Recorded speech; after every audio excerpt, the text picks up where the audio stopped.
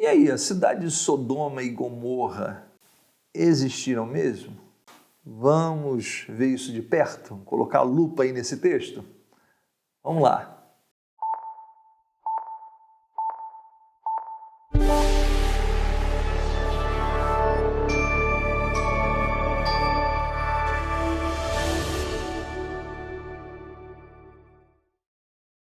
Olá, eu sou o Williams Corel, pastor da Primeira Igreja Batista em Guapimirim, Rio de Janeiro. Estamos realizando estudos no livro de Gênesis e hoje vamos para o nosso 115º vídeo e passo a ler o texto de Gênesis 13:13, que diz assim: Ora, eram maus os homens de Sodoma e grandes pecadores contra o Senhor.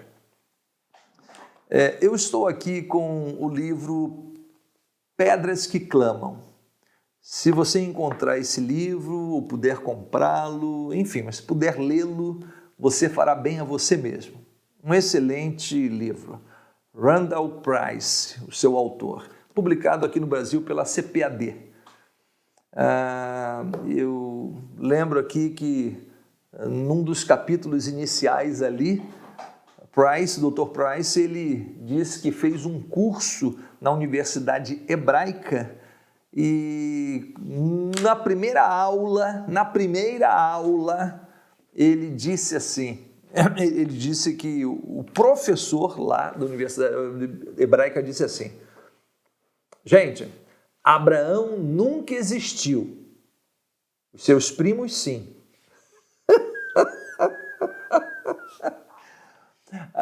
Enfim, então, os racionalistas, eles não creem em Deus, não creem na Bíblia, não creem em nada.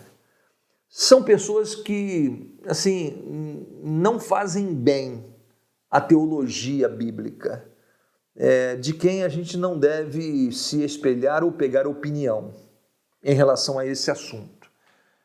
Vejam vocês que todos os escritores do Velho Testamento, praticamente, que citam o livro de Gênesis, citam há muitos livros, Isaías, Jeremias, Ezequiel, profetas menores, citam a cidade de Sodoma e Gomorra.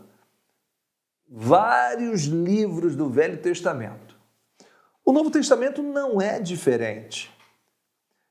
É tão forte essa ideia, essa certeza de que Sodoma, Gomorra, Adão, Eva, Noé, Enoque, Abraão, Isaac e Jacó, são fatos, pessoas, personagens bíblicos. Não dá para a gente achar o CPF deles, né? Não dá, isso aí não. Mas são personagens bíblicos. Seus nomes são encontrados naquele período. Aí eu estou falando aqui agora de Abraão, né? Seu nome é encontrado naquele período. As cidades são encontradas nos escritos antigos, da cidade de Ebla, da cidade de Nuzi, da cidade de Mari, aquelas tabletes de argila que tem contratos entre essas cidades, citam nomes que são nomes bíblicos, que viveram naquela época.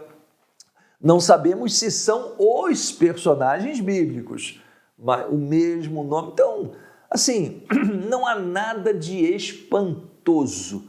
A Bíblia parte dessa premissa. Os relatos bíblicos são históricos. E são históricos porque deixaram rastros.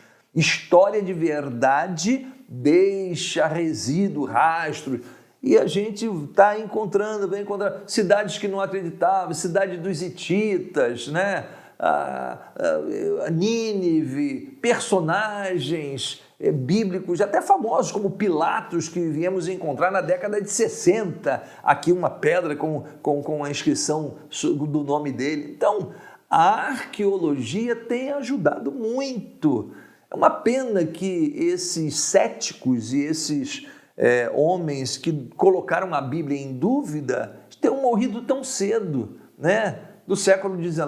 Puxa, se eles vivessem um pouquinho mais, eles teriam a chance, né, de de mudar a mente deles, mas eles acreditaram no erro, na mentira. Portanto, Sodoma e Gomorra também são fatos históricos, a ponto de Jesus dizer que a vinda dele, o mundo estará como nos dias anteriores à destruição de Sodoma e Gomorra. Ele compara com os dias pré-diluvianos e compara também em Lucas capítulo 17 com os homens de Sodoma e Gomorra. Então, se Sodoma e Gomorra não existiu, significa que Jesus não vai voltar. Esqueça a vinda de Jesus. Não tem jeito, gente. A história é o nosso fundamento. Se a gente não pode acreditar na história, muito menos nas profecias. Então, a Bíblia, ela conta a história e a história deixa registros. Por isso, quem estuda o livro de Gênesis tem logo que resolver essa questão. Isso aqui eu vou adotar como história ou como ficção, como parábola, como alegoria e etc. Tal. Não, história. Isso a gente já viu lá no primeiro vídeo, né? No primeiro vídeo, os fundamentos de tudo aqui, a gente já comentou essa questão. Mas a Bíblia nos diz que eram maus os homens de Sodoma e grandes pecadores contra o Senhor. Eles irritaram a Deus. Nós vamos ver bastante deles, de Sodoma e Gomorra, lá no capítulo 19, quando for a sua destruição. Mas eu quero brindar vocês aqui com dois textos do Novo Testamento em que encontramos assim. Por isso, Romanos 1, 26 e 27. Por isso Deus os abandonou às paixões infames, porque até as suas mulheres mudaram o uso natural, no contrário à natureza. Semelhantemente, também os homens, deixando o uso natural da mulher, se inflamaram em sua sensualidade uns para com os outros, homens com homens, cometendo torpeza e recebendo em si mesmos a recompensa que convinha ao seu erro. Então, parece que no mundo romano, alguns reproduziam aquilo que se pensa que eram as práticas de Sodoma e Gomorra e adjacências. A sexualidade era muito pervertida, de formas que Deus, como ponto assim de divisor de águas, né, destruiu aquelas cidades como sinal da sua desaprovação com as atitudes daqueles homens. E 1 Coríntios 6, 9 e 10 nos diz: não sabeis que os injustos não hão de herdar o reino de Deus? Não erreis, nem os devassos, nem os idólatras, nem os adúlteros, nem os efeminados, nem os sodomitas, nem os ladrões, nem os avarentos, nem os bêbados, nem os maldizentes, nem os roubadores herdarão o reino de Deus. Então, essa discussão que hoje se levanta na sociedade sobre a homoafetividade, homossexualismo, homossexualidade, essa questão toda aí, o que define isso para a gente é a palavra de Deus. Deus chama de atitudes pecaminosas e que, portanto, não herdarão no reino dos céus. O pecador precisa abandonar o seu pecado. É isso que a Bíblia diz.